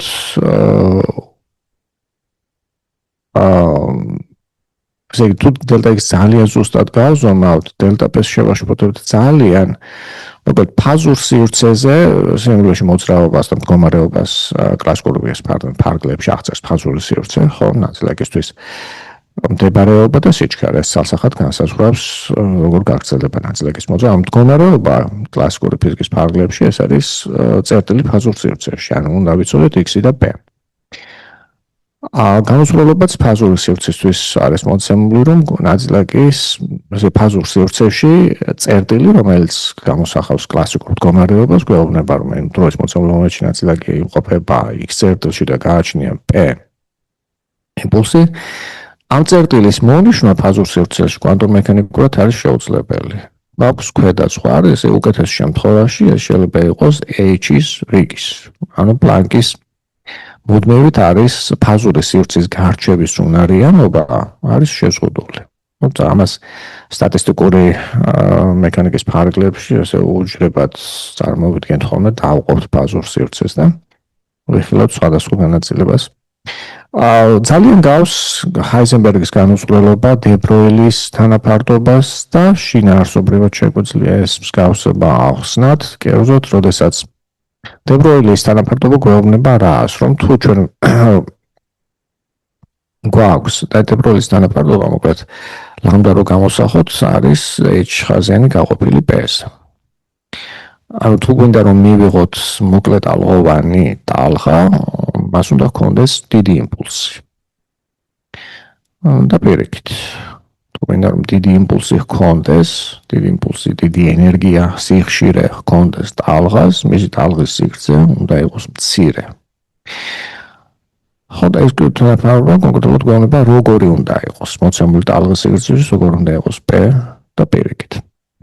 თუ გამოვხილავთ აზრობრივ ექსპერიმენტს, რეალური ექსპერიმენტიც ასე გამოიყურება, ნაწილაკის მდებარეობის გასაზომად, შემდეგნაირად ვიღებთ აუცილებლად გვჭირდება დამხვარი ნაწილაკი, ინფორმაციის გადამტანი ხომ სინათლე მაგალითად ჩვენ ვხედავთ ყველაფერს ირგვლივ იმიტომ რომ სინათლე ეცემა აირეკლება და მოდის ჩვენს თვალთან მოაქვს ინფორმაცია ხომ თუ ამ გამზომ ნაწილ აქვს ჩვენ ავიღებთ ძალიან მოკლე ტალღოვანს რომელსაც ვურტყამთ ვაშფოთებთ ძალიან ესე ურთიერთქმედების შედეგად მისი იმპულსი რასაც ვსვამავთ იქნება ძალიან შეშფოთებული ეს თანაფარდობა იმეორებს პრაქტიკულად ჰაიზენბერგის თანაფარდობა იმეორებს დე ბროილის თანაფარდობას სურათი რასაც ჩვენ ვაკვირდებით ბუნებაში არის შეშფოთებული ხო ჩვენ როგორც დამკვირვებელი ვაშფოთებთ გარემოს დაკვირვების ობიექტს ვაშფოთებთ და რასაც ჩვენ ვხედავთ არის ასეთი შეშფოთებული სურათი გვაქვს მოკლედ პრინციპული შეზღუდვა სიზუსტეს ეს არ არის დამოკიდებული ექსპერიმენტული შესაძლებლობების გაუმჯობესებაზე პრინციპული ხასიათის აკრძალვა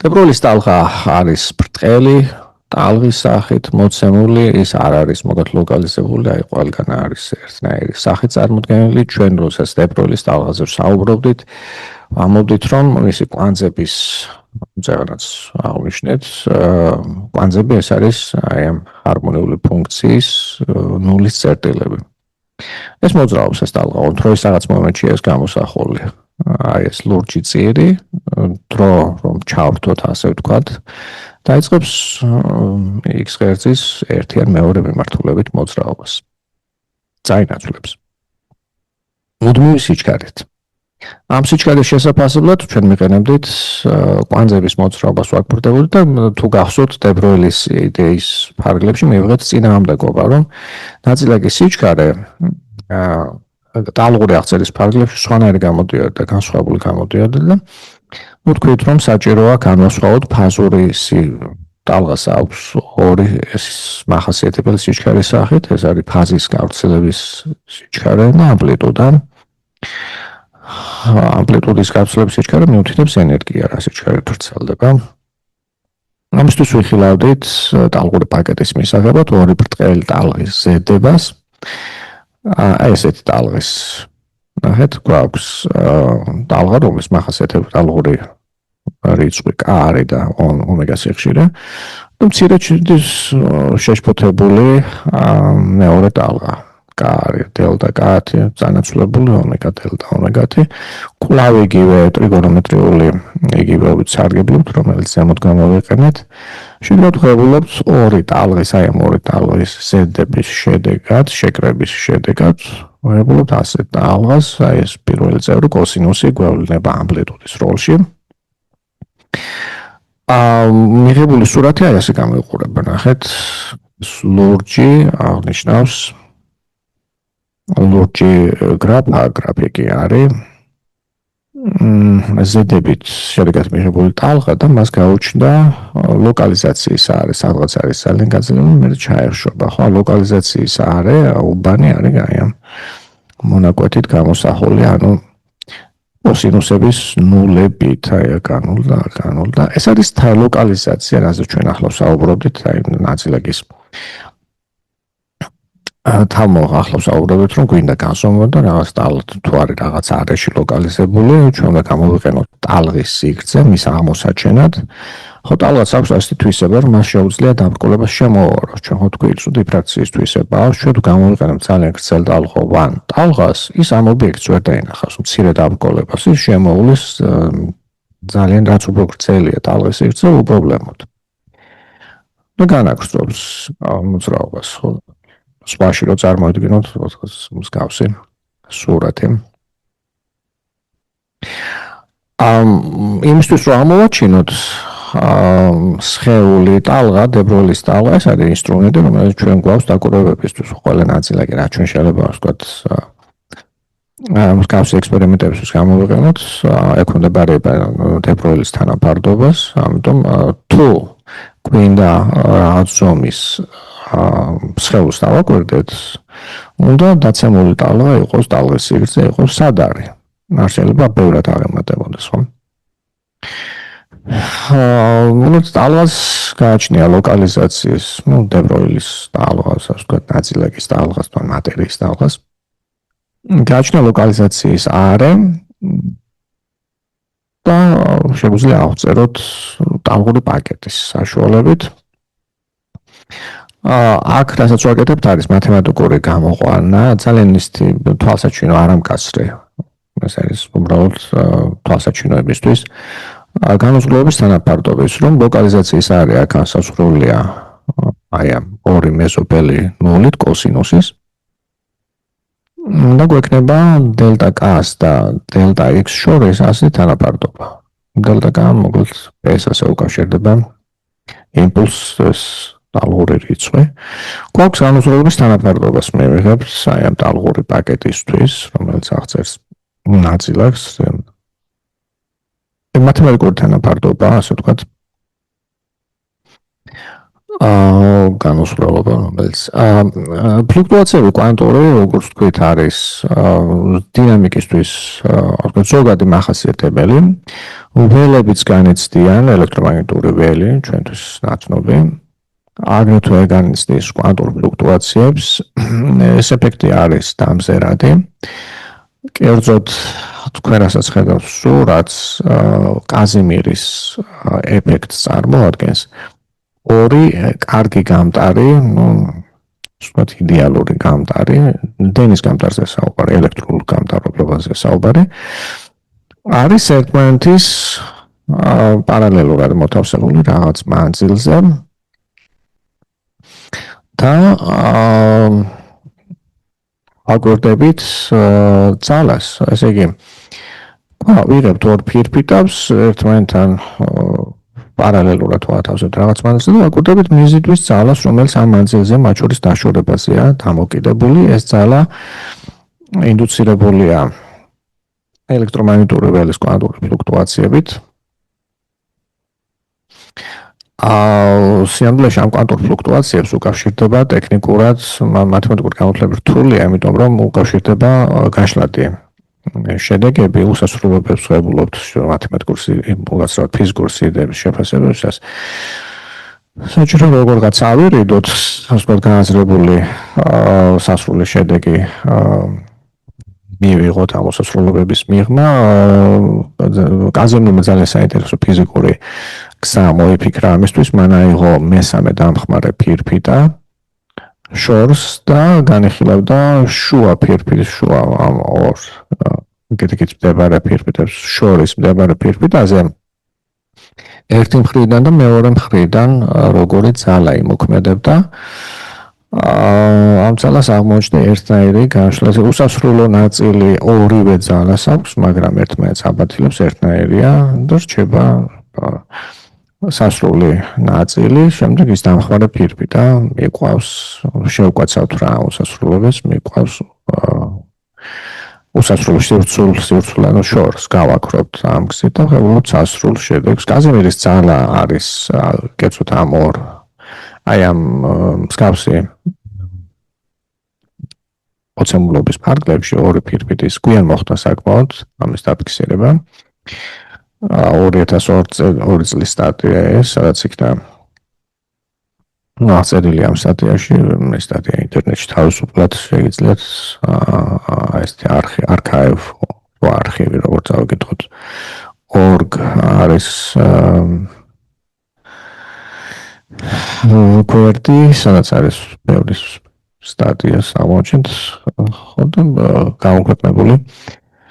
ეს არის მოკლედ ფლუქტუაციები, ველის კვანტური ფლუქტუაციები, ატარებს absolut რეალურ ხასიათს.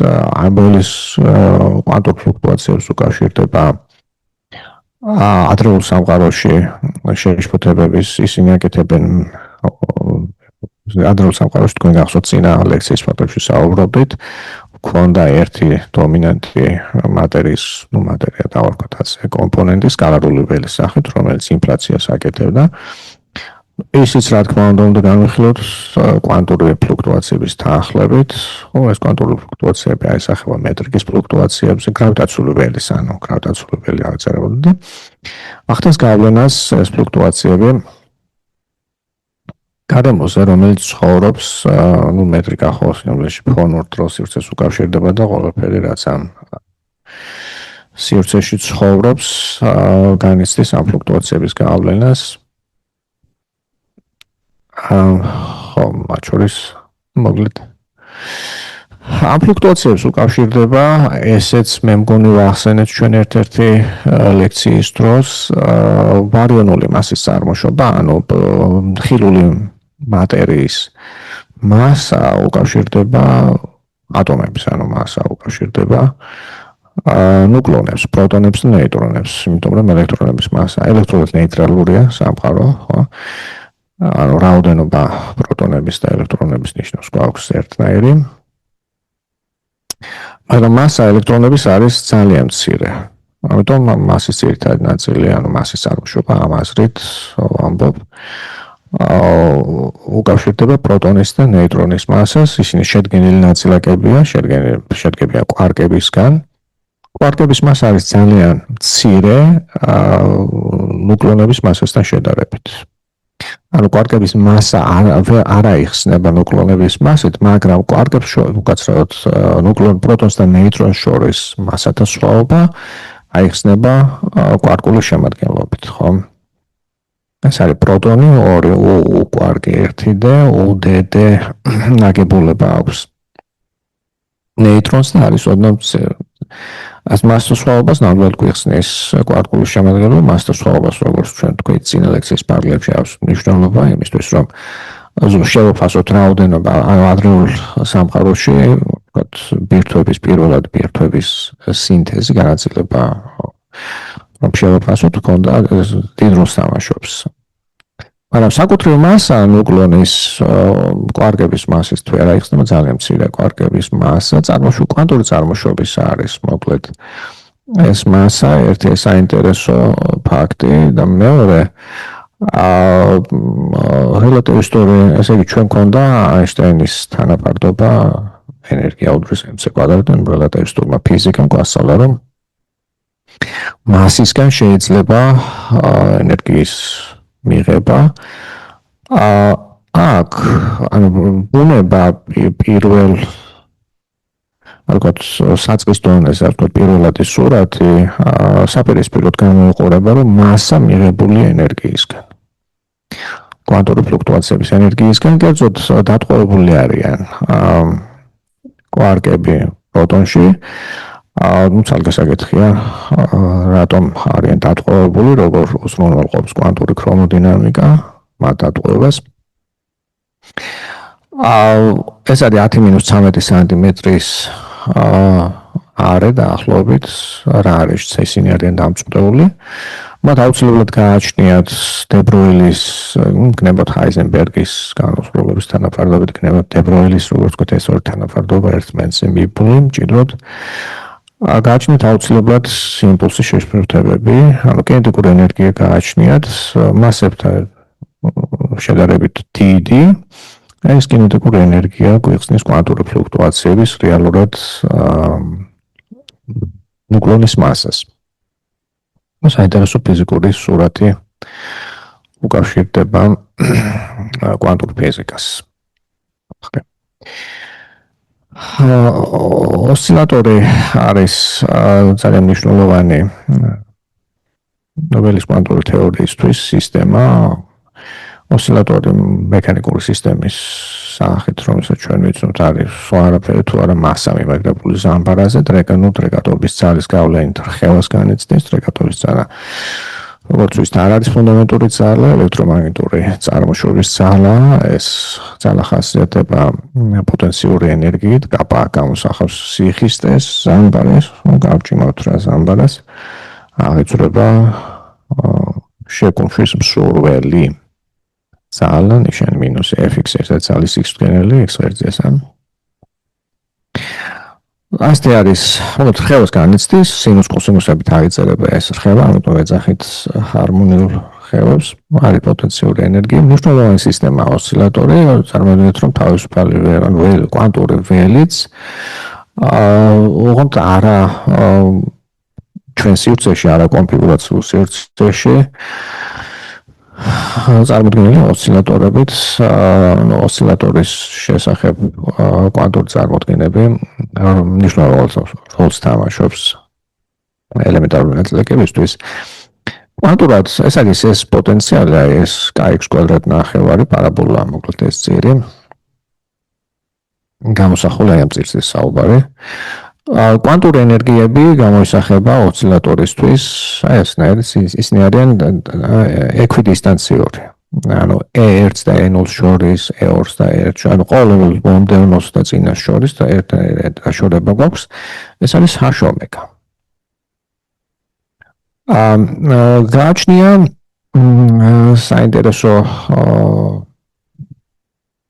საინტერესო ფაქტია, თვისება გააჩნია შემდეგი საინტერესო ფაქტია ის, რომ ძირითად მდგომარეობაში კვანტური ენერგია არის კლასიკურად სავსებით დასაშვებია ქონოდა ნულოვანი ენერგიის ძირითადი მდგომარეობა აი აქ.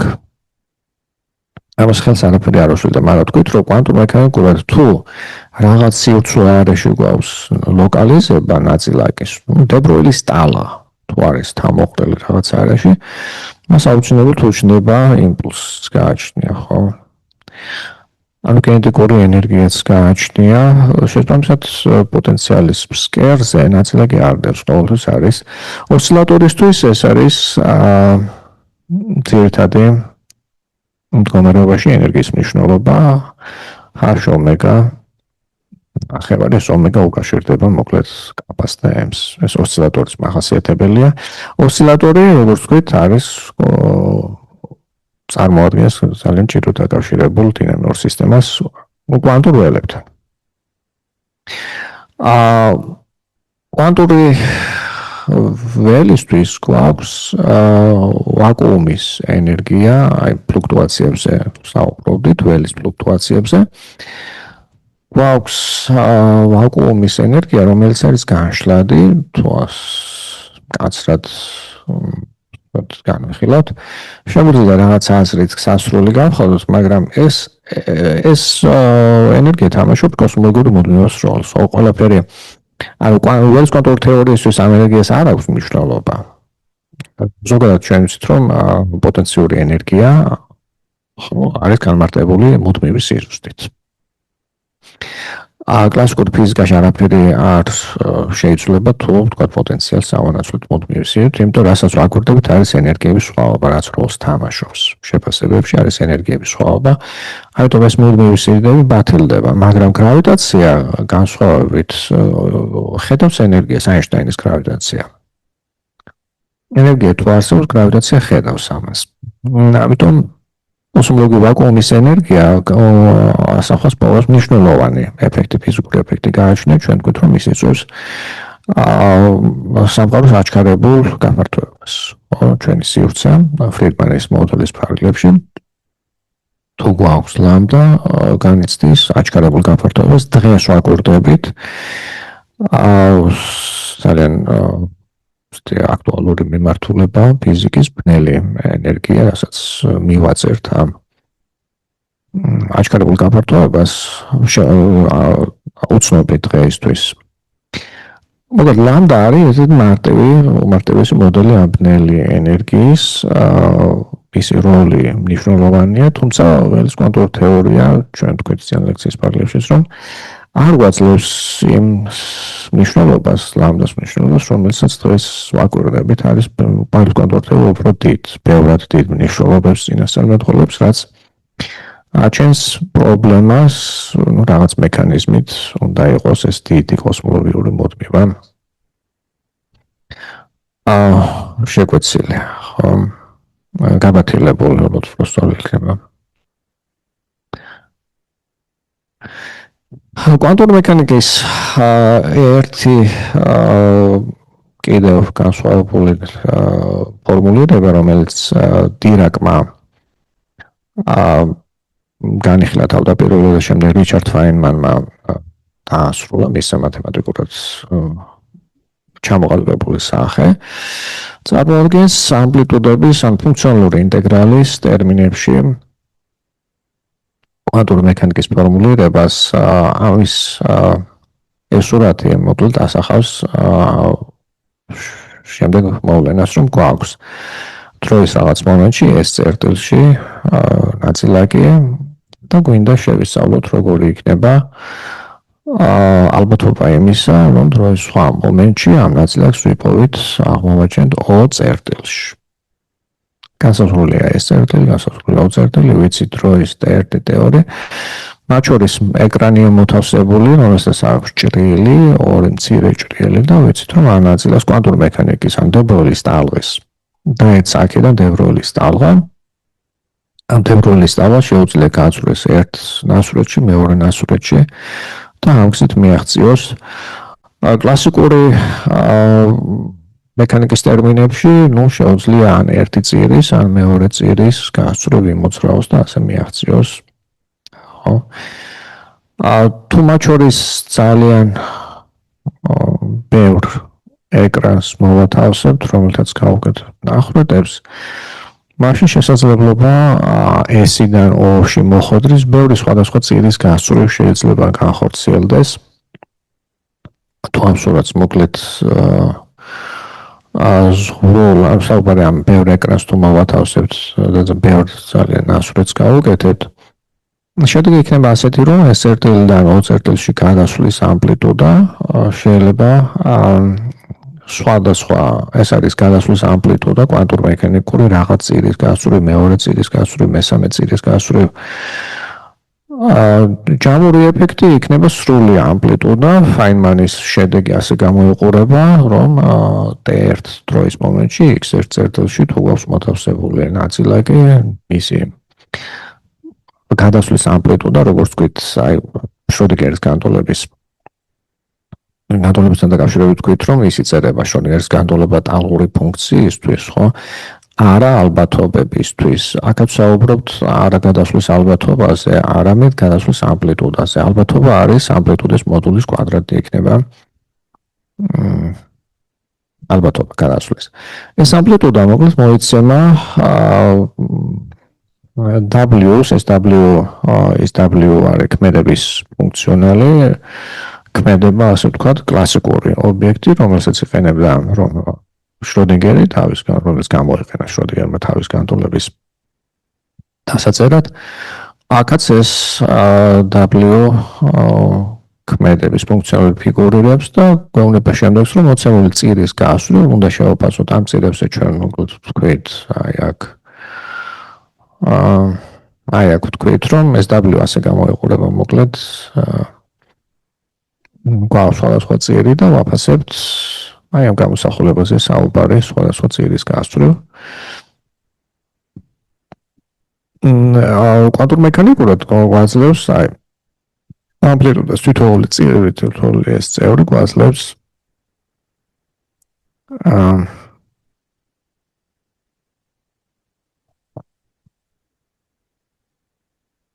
ეს views ბადრო გამორთოთ უბრალოდ. ხო, მოკლედ ამპლიტუდა სრული წარმოადგენს T1 დროის მომენტში X1 წერტილში ყოფილი ნაწილაკისთვის ამპლიტუდა იმის რომ ეს ნაწილაკი დროის T2 მომენტში აღმოჩნდება X2 წერტილში წარმოადგენს ბევრი ამპლიტუდის ჯამს. ეს ამპლიტუდა მიღებულია ექსპონენციალური ფუნქციით, სადაც ხარისხში გვაქვს ეს ქმედების მოკლედ W სხვადასხვა ყველა შესაძლო წირის გასწვრივ. კლასიკური წირი გამორჩეულ როლს თამაშობს, ძირითადად წვლილს შეიტანს, არ მინდა მე ახლა კონკრეტება მათემატიკური პირობების. ეს სურათი ასეთია, რომ კლასიკური საუბარი ტრაექტორია, რომელიც წარმოადგენს მინიმიზაციას უკეთებდა ქმედების ფუნქციონალს, შეიტანს იქნება ძირითადი წვლილი და კიდევ გვექნება მეზობელი ტრაექტორიები, წირები, ასე ვთქვათ, ეს ფლუქტუაციების როლს თამაშობს, ანუ კონტრიბუცია გვექნება წვლილი მეზობელი წირებიდანაც შესწორებები. ფუნქციონალური ინტეგრალის როლი არის მნიშვნელოვანი. კვანტური მექანიკის გამოცდილების ამოსახსნელად ის არ არის მაინც-მაინც ეფექტური შროდინგერის განტოლებასთან შედარებით, მაგრამ ველის კვანტური თეორიისთვის განსაკუთრებით ყალიბური თეორიებისთვის, იმ თეორიებზე საუბარი, რომელიც აღწევს ელემენტარულ ნაწილაკთა ფიზიკას, გამორჩეული როლი აქვს ფუნქციონალურ ინტეგრალს. ველის კვანტური თეორია, მნიშვნელოვან დღეს უკვე განვითარების სტადიაზე იმყოფება. აღწერს ნაწილაკთა შორის ურთიერთქმედებს, ფუნდამენტურ ურთიერთქმედებებს აღწერს ელემენტარულ ნაწილაკებს შორის. ეს ურთიერთქმედებები ძირითადად შეშფოთების თეორიის ფარგლებში აიწერება, იგულისხმება, რომ გვაქვს რაღაც მცირე, ასე ვთქვათ, ურთიერთქმედებები არის სუსტი, ასე ვთქვათ. და შეგვიძლია გამოვიყენოთ რაღაც პარამეტრები გვაქვს თეორიაში, სისუსტის განსაზღვრელი და ავაგოთ თანამიმდევრული წკრივი ჯამია, მოკლედ გამოსახულება. ვთქვათ, ამპლიტუდა, ჩვენ ვთქვათ, რომ ურთიერთქმედების მახასიათებელი სიდიდე არის ელემენტარულ ნაწილაკთა. არის განუკვეთი, გავმარტეთ წინა ერთ-ერთი ლექციის ფარგლებში ურთიერთქმედების განუკვეთი.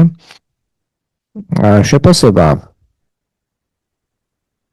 განუკვეთის მაგალითად შეგვიძლია გავაკეთოთ აი ამ წკრივის საშუალებით, ამპლიტუდა შევაფასოთ.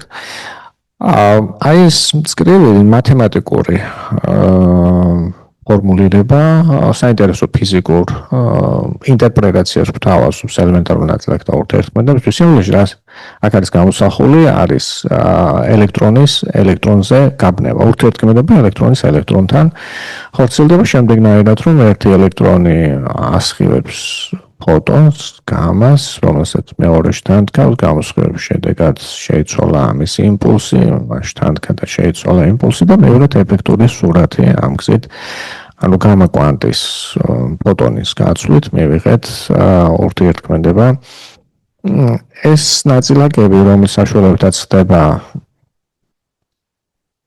ურთიერთქმედება, ანუ გადამტანი ურთიერთქმედების გადამტანი ნაწილაკები, ვამბობთ, რომ ეს თვითონ რეალური ნაწილაკები ასავსებით, ხო, ველის კვანტური თეორიის ფარგლებში გვაქვს ეს ველები, მაგრამ აი ეს პროცესი, რასაც თქვენ აქ ხედავთ, გულისხმობს, მაგალითად, გამა აქ არ არის დამზერადი. ვირტუალური ნაწილაკები. ეს არის მათემატიკური, მაგრამ ძალიან საინტერესო ფიზიკური ინტერპრეტაციის მქონე გამოსახულება, რომელიც გვაძლევს, ვიცით რა გვაქვს რა ასეთი ტერმინოლოგია ჩამოყალიბებული, პირდაპირ შეგვიძლია შევაფასოთ ამპლიტუდა პროცესის და შემდეგ განებკვეთი, რომელიც ექსპერიმენტებისთვის უკვე მნიშვნელოვან უშუალო ინტერესს წარმოადგენს. აი ამ შეშფოთების ფარგლებში გვაქვს ასეთი ქვე პროცესები, უფრო მცირე წვლილის, სადაც ხდება კიდევ, აი აქ ხდება რაც ზემოთ თქვით იგივე. ხო, ერთი ელექტრონი ასხივებს გამას, შეიცვალა იმპულსი, ამ გამოს შედეგად ეს გამა შემდეგ იშლება ელექტრონ პოზიტრონად, ხდება ამ ელექტრონ პოზიტრონის თქვა მოხდეს ისევ ანიგილაცია, ანუ სინათლის გამას გამოსხივება, რომელსაც თანდგავს მეორე ელექტრონი და ეს შეიძლება იყოს კიდევ ერთი ასეთი. მოკლედ ველის კვანტური თეორია არის თეორია, რომელიც ტექნიკურად რთულია, ხო, გვაქვს განშტოებები, უსასრულობები, რომელიც როგორც უნდა ავიცილოთ, რათა მივიღოთ გააზრებული ფიზიკური შედეგი, რომელიც იზომება და მართლაც იზომება. ამ ემთხვევა დაკვირვებებს ამის თვალიდან. სადაც 1950-იან წლებში კვანტური ელექტროდინამიკა ამ შეშფოთების თეორიის ფარგლებში უკვე იყო ჩამოყალიბებული. ხო, აქ ახლა მოყვანილია გამას ან სინათლის გაბნევა ელექტრონზე. შემდგომი განვითარება კვანტური ფიზიკის მნიშვნელოვანი ეტაპი განვითარების იყო ელემენტარული ნაწილაკთა ფიზიკის სტანდარტული მოდელის შექმნა. ამ მოდელის მიხედვით ეს არის დღესდღეობით კარგად დაკვირვებებით დადასტურებული თეორია. ამ თეორიის მიხედვით გვაქვს ფუნდამენტური ნაწილაკები, კვარკები, სამი თაობა, აი პირველი თაობა, მეორე, მესამე და გვაქვს ლეპტონები. ლეპტონები არ მონაწილეობენ ძლიერ ურთიერთქმედებაში, კვარკები სუსტ ურთიერთქმედებაში მონაწილეობენ. გვაქვს Higgs-ის ველი ბუნებაში, რომელიც კონდენსირებულია, ხო, განიცადა, მოხდა, ვთქვათ, ამბობთ ადრეულ სამყაროში ფაზური გადასვლა. გაიჩნდა ეს კონდენსატი და კონდენსატთან ურთიერთქმედების შედეგად ნაწილაკებს გამოჩნდათ მასები. მასო ნაწილაკები გვაქვს გამა და ელექტრომაგნიტური ურთიერთქმედების გადამტანი და ძლიერი ურთიერთქმედების გადამტანი ნაწილაკები. აქ არის მოკლედ ძალის, ანუ ურთიერთქმედების გადამტანი ნაწილაკები გვაქვს მძიმე, Z და დამოხტული W ნაწილაკები სუსტი ურთიერთქმედების გადამტანი, მათი რადგან მძიმე არიან, შორმანძილებზე ურთიერთქმედება ჩახშობილია, სუსტი ამის გამო, ძლიერ ურთიერთქმედებას აგრეთვე გააჩნია. ხო, ესე იგი ელექტრომაგნიტურ გამოსხივება საკუთარ თავზე არ ურთიერთქმედებს, ხო, ეს განსხვავებით ამ თეორიისგან გლუონებს აქვთ ერთმანეთთან ურთიერთქმედება შეუძლიათ უშუალოდ. გლუონები ზუზრუნველყოფენ სასრული ურთიერთქმედების რადიუსს, თუმცა განსხვავებულად ვიდრე სუსტი ურთიერთქმედება აკეთებს ამას. ამ მოდელს აქვს ეს მოდელი ბევრ დაკვირვებად შედეგს იძლევა, თუმცა ამ მოდელის მიღმა აუცილებელია. ამ მოდელის მიღმა გვაქვს ელემენტარული ნაწილაკთა ფიზიკა, ამას მინიშნებები კაფიო არსებობს და აქტიურად ეს მოდელი ფუნდამენტური ფიზიკის ერთ-ერთი აქტუალური კვლევის საგანია ელემენტარული ნაწილაკები. აქ გვაქვს ორი სხვადასხვა, ანუ ფერმიონები და ბოზონები, მთელსპინიანი და ელემენტარული ნაწილაკებს აქვთ ასეთი მახასიათებელი სპინის სახით. ჩვენ ვახსენეთ წინა ლექციების ფარგლებში გქონდა ამაზე საუბარი.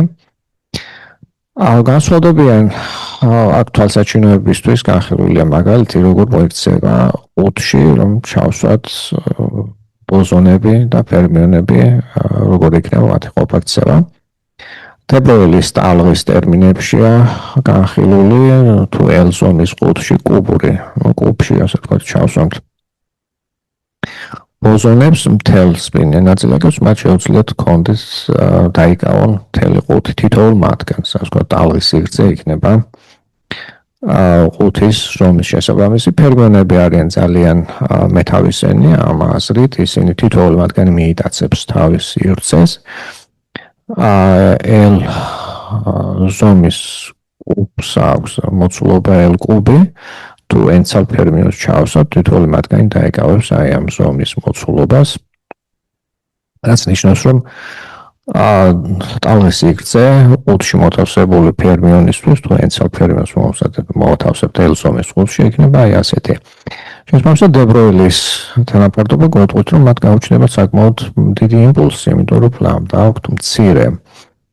ჩვენ ამას აღმასვენს მე მგონი ვარსკვლავებისთვის ვიყენებდით